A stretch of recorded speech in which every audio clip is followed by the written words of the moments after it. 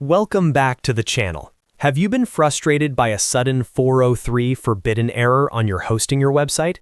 It is one of the most common issues creators face, but thankfully, it usually comes down to simple file permissions or a corrupted configuration file.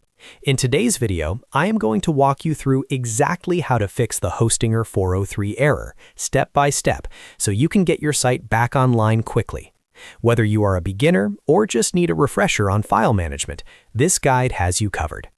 Before we dive into the technical details, if this video saves you some headache, please do me a huge favor and hit that like and subscribe button. It really helps the channel grow.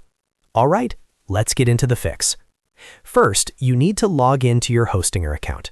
Once you are logged in, navigate to the Websites tab and select the dashboard of the site that is currently experiencing the error. From your dashboard, look for the File Manager section and open it up. This is where we will manage your site files directly.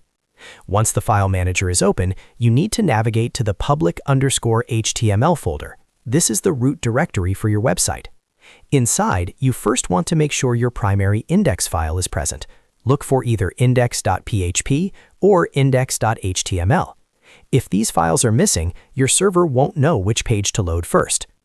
Now, let's address the most common cause of the 403 error, which is incorrect file permissions. You want to make sure that these are set correctly to allow your server to read your data. For all folders within your directory, the permission needs to be set to 755.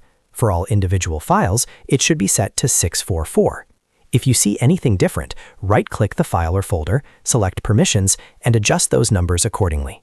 Finally, if the issue persists, the culprit is often a conflict in your access configuration. Go ahead and find the htaccess file in your public_HTML folder. I recommend renaming it to htaccess_backup. This effectively disables the file for a moment so you can see if your site loads correctly. If it starts working, you know you had a bad rule inside that file. After you have completed these steps, go ahead and refresh your website. In the vast majority of cases, these simple tweaks will resolve the 403 forbidden error instantly.